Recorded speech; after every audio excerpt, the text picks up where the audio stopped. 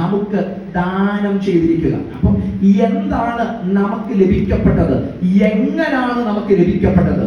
നമുക്ക് ലഭിക്കപ്പെട്ടത് മാനുഷിക കരങ്ങളല്ല, നമുക്ക് ലഭിക്കപ്പെട്ടത് അവിടുത്തെ ദിവ്യശക്തിയാണ്. ദൈവം ഒരിക്കലും കോംപ്രമൈസ് ചെയ്യാത്ത രണ്ട് കാര്യങ്ങളിലൊന്ന്, അതിലൊന്നാണ് ദൈവത്തിന്റെ മഹത്വം. ദൈവം ആർക്കും കോംപ്രമൈസ് ചെയ്യുന്നതല്ല. രണ്ട്, ദൈവത്തിന്റെ വീര്യം. ഈ വീര്യം എന്ന പദം അതിന്റെ മൂലഭാഷയിലും ഇംഗ്ലീഷ് ട്രാൻസ്ലേഷനിൽ കിടക്കുന്നത് മോറൽ എക്സലൻസ് എന്നൊരു പദം കിടപ്പുണ്ട്. മോറൽ എക്സലൻസ് എന്ന് പറഞ്ഞാൽ ദൈവത്തിന്റെ ധാർമ്മിക പരമാധികാരം. ദൈവം ഏറ്റവും തികഞ്ഞവനാണ്, പൂർണ്ണതയുള്ളവനാണ്, സർവാധികാരിയാണ്. ദൈവത്തിന്റെ ഈ മോറൽ എക്സലൻസും ദൈവത്തിന്റെ ഈ മഹത്വവും ആർക്കും കീഴടക്കാത്ത ഒരു ദൈവമാണ് നമ്മുടെ ദൈവം. ഇത് പറഞ്ഞാൽ തന്റെ മഹത്വം അവിടുന്ന് ആർക്കും വിട്ടുകൊടുക്കത്തില്ല.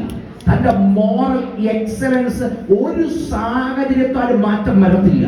അത് ഭൂഖണ്ഡം ഏതായാലും, ഗാലക്സി ഏതായാലും, ഏത് കാലഘട്ടമായാലും എന്റെ ദൈവത്തിന്റെ വീര്യം അത് വീര്യമായിട്ട് തന്നെ തുടരും. ഇത് പറഞ്ഞ കാലം ചേഞ്ച് ആകുന്നത് കൊണ്ട് ദൈവത്തിന്റെ ക്യാരക്ടർ ചേഞ്ച് ആകത്തില്ല. കാലം മാറുന്നത് കൊണ്ട് തന്റെ മഹത്വത്തിന്റെ ബ്ലിസ് കുറയത്തില്ല. അതുകൊണ്ടാണ് നമുക്ക് അല്ലെങ്കിൽ പുനരേകീകരണം നടത്തേണ്ട ആവശ്യമില്ല, നമുക്ക് പുനർസൃഷ്ടി നടത്തേണ്ട ആവശ്യമില്ല, നമുക്ക് പിന്നെയും മഹത്വം അങ്ങോട്ട് കൊടുക്കേണ്ട ആവശ്യമില്ല. ഏത് കാലഘട്ടം കഴിഞ്ഞാലും അവിടുത്തെ മഹത്വം തികഞ്ഞു നിൽക്കുന്നത് കൊണ്ട് ആ മഹത്വം നമ്മിലേക്ക് വന്ന് അവിടുത്തെ പ്രകാശത്താൽ നമുക്ക് ഓരോ ദിവസവും ജീവിക്കാൻ കഴിയും. ഇത് പറഞ്ഞാൽ ദൈവത്തിന് നമ്മളായിട്ടൊരു സംഭാവന കൊടുക്കേണ്ട ആവശ്യമില്ല.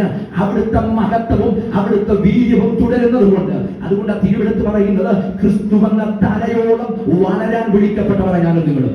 ഇത് പറഞ്ഞ ഓരോ ദിവസവും ശുദ്ധീകരണത്തിനകത്തൂടെ, ഓരോ ദിവസവും കർത്താവുമായിട്ടുള്ള ഗൗരവമായ ബന്ധത്തിനകത്തൂടെ ക്രിസ്തുവിനെ പോലെ ആകാൻ വിളിക്കപ്പെട്ടവരാണ് ഞാനും നിങ്ങളുമെങ്കിൽ അത് നടക്കുന്നത് എങ്ങനെ? മാറാത്ത അവിടുത്തെ ഇടപെടൽ മുഖാന്തരം.